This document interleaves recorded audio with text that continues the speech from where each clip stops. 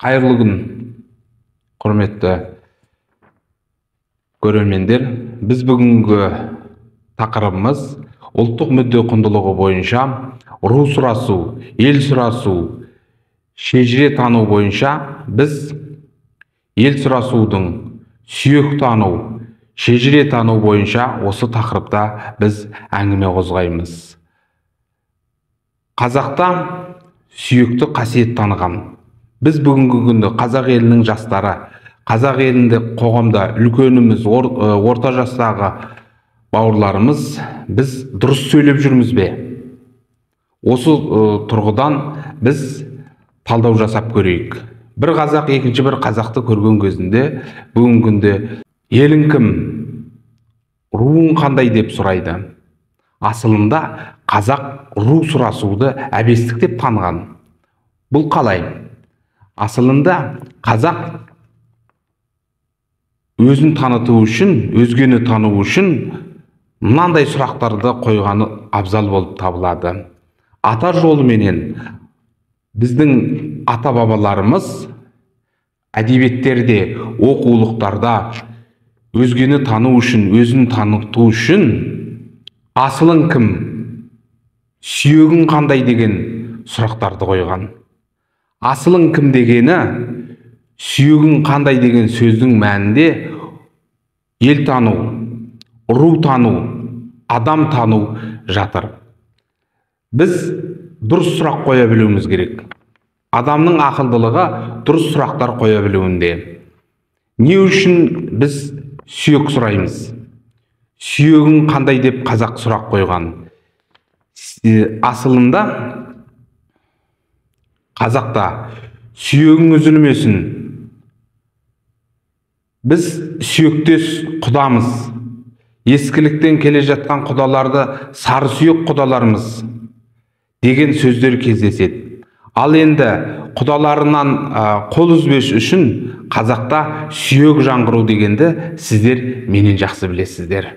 Қазақта үлкен мынау қиын кезеңдерде, намысқа тиетін кезеңдерде мынау сүйекке таңба түсетін болды ғой деп қиналған.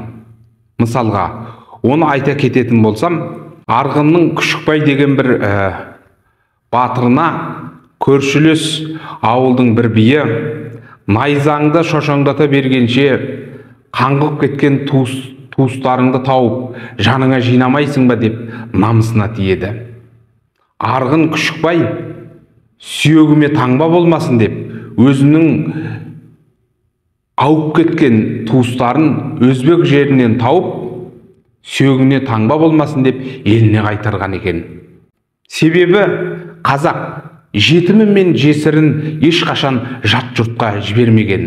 Қазақтың әмеңгерлік салт дәстүріменен жесірін өзінің қайныларына, өзінің аталас бауырларына қосып, болмаса қамқорлық жасап, жетімдерін, жесірлерін жатқа бермеген. Бұл нағыз адамгершілікпенен бауырмалдылықтың сипаты болып табылады. Ғылымда шектен шыққан рушылдықты трайбализм деп айтады. Трайбализм дегеніміз не? Өздеріңіз білесіздер, қазақ жаман десе, кейбір орыстанған қазақтардың намыстанбауы мүмкін. Алайда руын жамандаған кезінде кез келген қазақ ол намысын қолға алады. Ол ашуланған қазақтарды тоқтату қиынға түседі. Бұл трайбализм сипаттары мемлекетшілдікке аса қауіпті. Себебі бұл қазақ ұғымы, бұл елдік ұғым болып табылады. Біз бағана сөзіміздің басымызда бастап кеткенде, біз не үшін ел сұрамауымыз керек?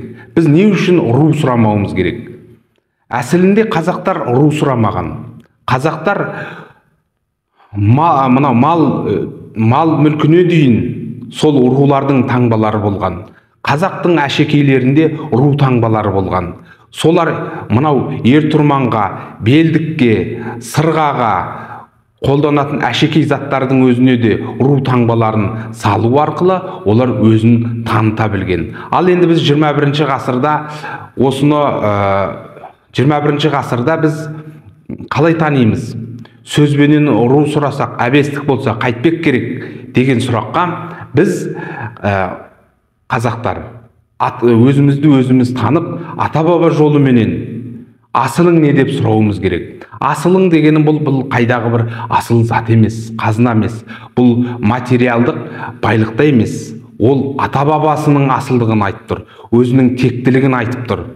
Біз қазақ жастары ұлттық мүдде үшін асылың кім деп сұрауды қолданысқа енгізіп, лексиконымызға қосатын болсақ, сүйегің қандай еді деген сөзді лексиконымызға қосатын болсақ, қазақ тілі байи түсіп, мән мағынасы арта түседі. Бұл да ұлттық мүдде болып табылады.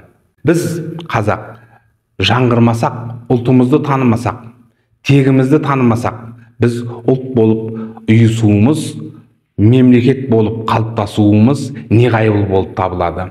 Олай болатын болса, біз қазақтар төрімізге шежіремізді іліп, әр әулеттің өз шежіресін, өзінің ата-баба тегін, асылын төріне іліп, мынау қазақ жастарына таныта білуіміз керек.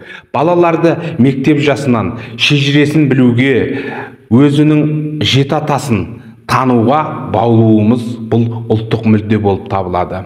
Әр әулетіміздің төрінде өзінің 22 атасына дейін жазған шежіресін жазып, оны альбом ретінде кітапша етіп шығарып қоюға болады. Бұл төрімізде тұратын біздің Құранымыз, домбырамызбенен қатар әрбір әулетте әулет шежіресін қоюға ұсынамыз. Бұл ұлттық мүдде құндылығы болып табылады, бауырлар. Біз сіздерменен Өмір Кәріпұлының Тұғыр атты кітабынан сіздерге хикмет болар, ой салып ақыл берер мәліметтер ұсындық. Ел сұрамаудың мән мағынасы. Ел дегеніміз ол бүкіл қазақ ұлтының, қазақ мемлекетіне қатысты ауқымды сұрақ болып табылады. Елің кім дейтін болса, ол өзінің қандай да бір жүзге жататыны, болмаса басқа бір руға жататындығын айтатын болса, бұл трайбализм болып табылады. Ал егер біз дұрыс сұрақтар қоятын болсақ, оның ішінде бағана мен айтып өткендей, асылың кім, сүйегің қандай еді деп сұрайтын болсақ, бұл сұрақ мән мағыналы болып табылады. Не үшін біз елін сұрама деп айтып жатырмыз? Қазақстанның 2050 стратегиялық жоспарында 2050 жылы Қазақстан атауы қазақ елі болып аталатындығы анық жазылған. Олай болатын болса, бұл ұлтқа қатысты елің кім деп емес, біз асылың кім, сүйегің қандай еді деген сұрақтарды қоюымыз бұл аса маңызды. Себебі ел дегеніміз бұл ауқымды, ұғымды қамтитын сұрақ. Бұл біз ру сұрауда ел атауыменен шатастырмауымыз керек. Ел бұл қазақ елі болып табылады. Баршамыз жүзге кіретін руларымызда, жүзге кірмейтін төрелеріміз де, қожаларымыз да, біз баршамыз қазақ мемлекетінің бір бөлшегі болып табыламыз. Сондықтан бауырларым, біз елдік атауларға сақтықпен қарап, біз өзіміздің лексиконымызға асылың кім, сүйегің қандай деген сөздерді тренд қылып сөздік қорымызға енгізетін болсақ, қазақ елінің мәңгілік жасауына тағы да бір оң қадам болады деген мен сенімдемін.